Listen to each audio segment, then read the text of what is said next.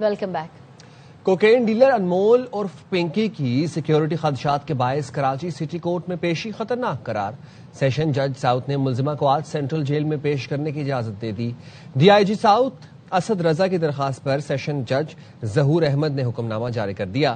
عدالت نے کہا سٹی کورٹ میں عوامی تحفظ متاثر ہونے کا خدشہ ہے۔ ملزمہ انمول پنکی کے ریمانڈ کی کارروائی جیل میں ہوگی۔ عدالت نے متعلقہ مجسٹریٹس اور تفتیشی افسر کو حکم پر عمل درآمد کی ہدایت کر دی۔ بغدادی پولیس انمول پنکی کو لے کر سینٹرل جیل جائے گی۔ ملزمہ کے خلاف تھانہ بغدادی میں دفعہ 302 کے تحت مقدمہ درج ہے۔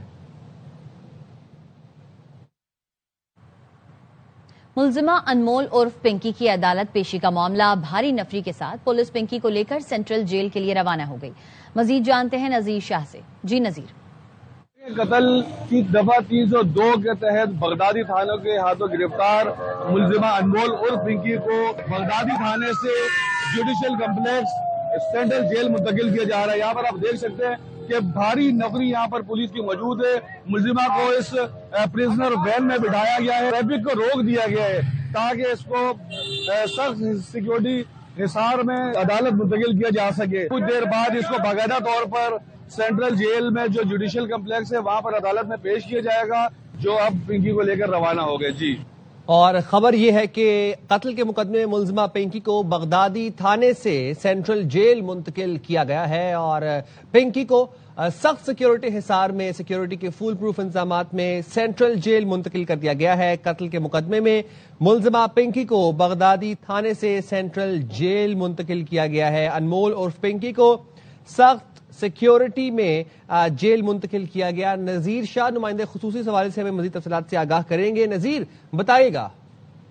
دیکھیں سائم، بغدادی تھانہ جہاں پر پنکی انمول کو سخت سیکیورٹی میں رکھا ہوا تھا، اس کو اب سے کچھ دیر قبل بغدادی تھانے سے سخت سیکیورٹی حصار میں سینٹرل جیل جوڈیشل کمپلیکس منتقل کیا گیا، جو اب باقاعدہ جوڈیشل کمپلیکس پہنچ چکی ہے۔ جو بغدادی تھانہ تھا اس میں قتل کی دفعہ 302 کے تحت پنکی انمول اور پنکی کے خلاف مقدمہ درج تھا، جو اپریل کے مہینے میں ایک شخص جس کی لاش ملی تھی تو اس کے جیب سے اس کی ڈبیاں نکلی تھی، جس کے بعد ایک راگیر کی جانب سے پنکی کے خلاف مقدمہ درج کروایا گیا تھا۔ اسی کیس میں اس کو بغدادی تھانے نے گرفتاری کرنے کے بعد ریمانڈ پر رکھا ہوا تھا اور آج ایک مرتبہ پھر اس کو عدالت مزید ریمانڈ کے لیے پیش کیا گیا ہے۔ جوڈیشل مجسٹریٹ کے روبرو سخت سیکیورٹی میں ملزمہ کو اس وقت پیش کر دیا گیا ہے۔ اس وقت وہ جوڈیشل کمپلیکس سینٹرل جیل کے اندر موجود ہے۔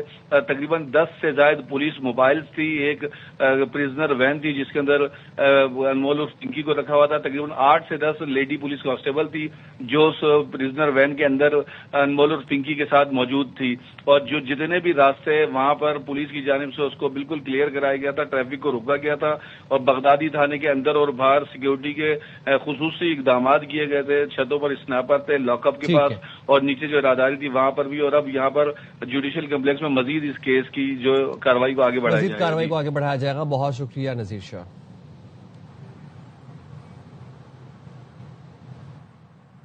کراچی درخشاں پولیس نے ڈرگ ڈیلر انمول عرف پنکی کے عدالتی ریمانڈ کے خلاف سیشن عدالت میں نظر ثانی درخواست دائر کر دی۔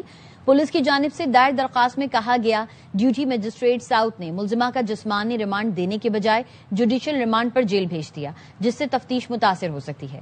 ملزمہ انمول اور پنکی سنگین نوعیت کے مقدمات میں مطلوب ہے، اس سے مزید تفتیش کے لیے جسمانی ریمانڈ ضروری ہے۔ استدعا ہے ملزمہ کا جسمانی ریمانڈ دیا جائے۔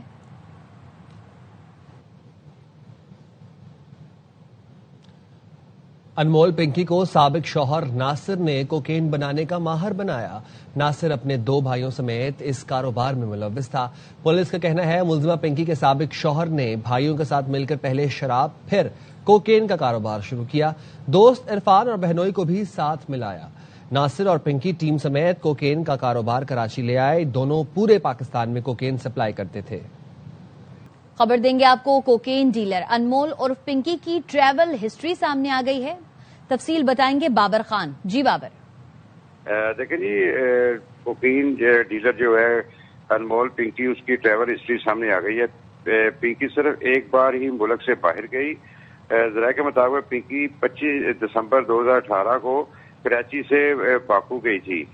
پنکی تقریباً 3 ماہ بعد 1 اپریل 2019 کو باکو سے واپس آ گئی۔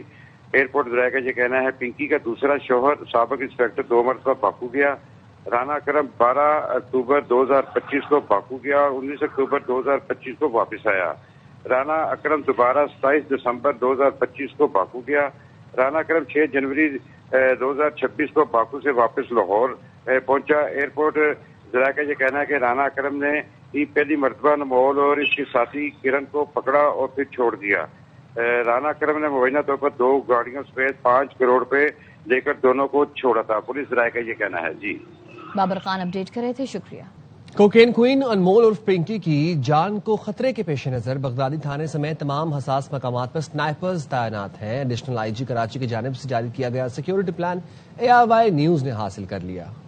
کراچی میں سی ویو پر تیز رفتار گاڑی کی دوسری گاڑی کو ٹکر، 4 روز پہلے حادثے میں شہری جاں بحق ہوا، لیکن پولیس حادثے کے ذمہ دار ڈرائیور کو تلاش نہیں کر سکی۔ واقعے سے جڑی مزید CCTV فوٹیجز سامنے آ گئی۔ پولیس نے حادثے کے بعد فلیٹ اور پھر مکینک شاپ تک جانے کی تمام فوٹیجز حاصل کر لی۔ رپورٹ کریں سلمان لودھی۔ مزید خبریں بریک کے بعد۔ ساتھ رہیے۔ Welcome back. اور خبر یہ ہے کہ کوکین ڈیلر ملزمہ انمول عرف پنکی کو کمرہ عدالت پہنچا دیا گیا۔ ملزمہ انمول کو بغدادی تھانے میں درج قتل کے مقدمے میں پیش کیا گیا تھا۔ فاضل جج سٹی کورٹ سے جوڈیشل کمپلیکس سینٹرل جیل پہنچ گئیں۔ بتا رہے ہیں اس حوالے سے ہمیں فاروق سمی بتائے گا۔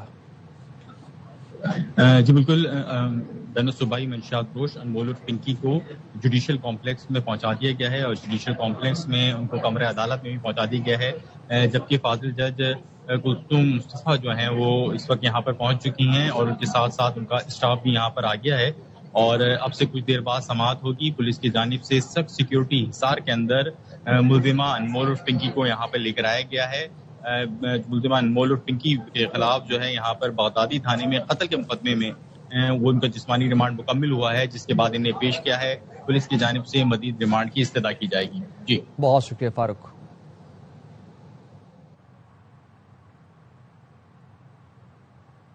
رینجرز اور CTD کی ہب ریور روڈ رئیس گوڈ چیک پوسٹ پر کارروائی، کالعدم تنظیم کے دہشت گرد عبد الجبار سرکی کو گرفتار کر لیا۔ گرفتار دہشت گرد سے ڈیٹونیٹر اور دھماکہ خیز مواد برآمد ہوا۔ عبد الجبار سرکی کا نام CTD ریڈ بک میں انتہائی مطلوب دہشت گرد کے طور پر شامل تھا۔ ملزم 2020 میں کالعدم تنظیم کے کمانڈر سجاد شاہ کے گروہ میں شامل ہوا۔ وہ کراچی اور اندرون سندھ میں تخریب کاری کی متعدد کارروائیوں میں ملوث تھا۔ گرفتار دہشت گرد 14 اگست کو دہشت گردی کی منصوبہ بندی میں مصروف تھا۔ دہشت گرد عبد الجبار سرکی کا گلشن حدید میں آزادی اسٹال کی ریکی کیے جانے کا انکشاف ہوا۔ ملزم بیرون ملک موجود ہینڈلر سے رابطے میں تھا۔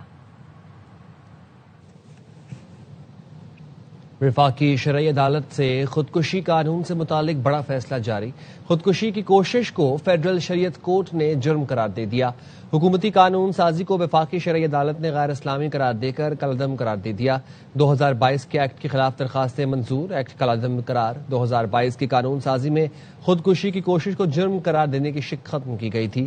قانون سازی میں ضابطۂ فوجداری کا جو سیکشن ایکٹ سے ختم ہوا تھا، شریعت کورٹ نے بحال کر دیا۔ وفاقی شریعت کورٹ نے محفوظ فیصلہ سنا دیا۔ جسٹس اقبال حمید الرحمان، جسٹس محمد انور اقبال، جسٹس امیر خان نے فیصلہ سنایا۔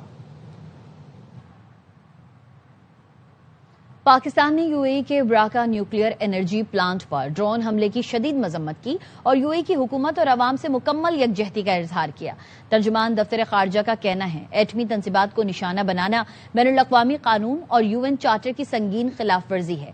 ایسے حملے IAEA کے اصولوں، نیوکلیئر سیفٹی اور سیکیورٹی کے بنیادی ضوابط کے منافی ہیں۔ ایسے اقدامات تباہ کن نتائج کا باعث بن سکتے ہیں، انسانی جانوں، ماحول، علاقائی و عالمی امن و سلامتی کے لیے سنگین خطرات لاحق ہو سکتے ہیں۔ ترجمان نے کہا شہری نیوکلیئر انفراسٹرکچر کا تحفظ ایک تسلیم شدہ عالمی اصول ہے جسے ہر صورت برقرار رکھا جانا چاہیے۔ پاکستان نے فریقین سے تحمل کا مظاہرہ کرنے کی اپیل کرتے ہوئے کہا کشیدگی میں اضافے سے گریز کیا جائے۔ ایسے اقدامات کے اثرات خطے سے باہر تک جا سکتے ہیں۔ اقوام متحدہ چارٹر کے مطابق مذاکرات، سفارتکاری ہی امن، استحکام، ڈی ایسکیلیشن کا واحد راستہ ہے۔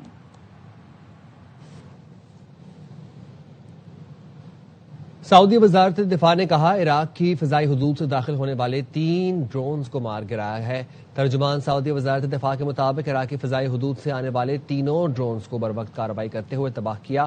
مملکت اپنی خود مختاری اور سلامتی پر کسی قسم کا سمجھوتا نہیں کرے گی۔ وزارت دفاع مناسب وقت اور مقام پر جواب دینے کا حق محفوظ رکھتی ہے۔